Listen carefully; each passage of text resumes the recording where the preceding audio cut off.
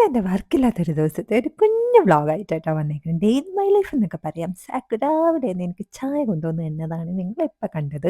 അത് കഴിഞ്ഞ് സാക്കുനൊരു ചോക്കോസൊക്കെ കൊടുത്ത് പിന്നെ ബാലുവായിട്ട് കോഫി ഉണ്ടാക്കിയത് അവനെനിക്ക് കൊണ്ട് തന്നതേയില്ല. അത് കഴിഞ്ഞിട്ട് ദേ ഞാൻ കുറച്ച് വീഡിയോസൊക്കെ എടുത്തായിരുന്നു മേക്കപ്പ് വ്ലോഗൊക്കെ. അത് കാണാത്തവർ വേഗം പോയി ചെക്കൗട്ട് ചെയ്യാം.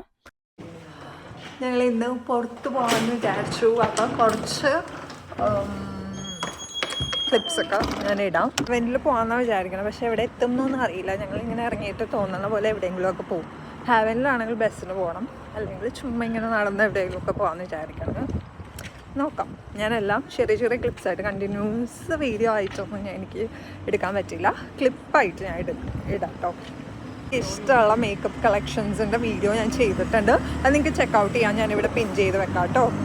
ഞാനൊന്ന് പുറത്തേക്ക് ഇറങ്ങി ഒരു ഡ്രസ്സ് മേക്കപ്പ് സാധനം വാങ്ങിക്കാതെ ഇരിക്കാറില്ല. അതുകൊണ്ട് ആ ഒരു പർച്ചേസിങ് കഴിഞ്ഞതേ ബസ്സിലും കയറി ഞങ്ങൾ ഹാവനിൽ പോകാമെന്ന് വിചാരിച്ചു. അവിടെ പ്രത്യേകിച്ചൊന്നുമില്ല, ചുമ്മാ അങ്ങോട്ട് നടന്ന് നമ്മൾ ഷോപ്പിംഗ് ഒക്കെ ചെയ്തു. പിന്നെ ഒരു പബ്ബിൽ കയറി ഫുഡെല്ലാം കഴിച്ചു. അത്ര ഉണ്ടായുള്ള ഒരു ചെറിയൊരു ദിവസമായിരുന്നു. അത് കഴിഞ്ഞ് കുറച്ച് ഫോട്ടോസ് ഇൻസ്റ്റാഗ്രാമിൽ പോസ്റ്റ് ചെയ്യാൻ വേണ്ടി എടുത്തായിരുന്നു. അപ്പോൾ നിങ്ങൾ ഇൻസ്റ്റാഗ്രാം ഫോളോ ചെയ്യാത്തവരാണെങ്കിൽ ഇൻസ്റ്റാഗ്രാം ഫോളോ ചെയ്യാം കേട്ടോ.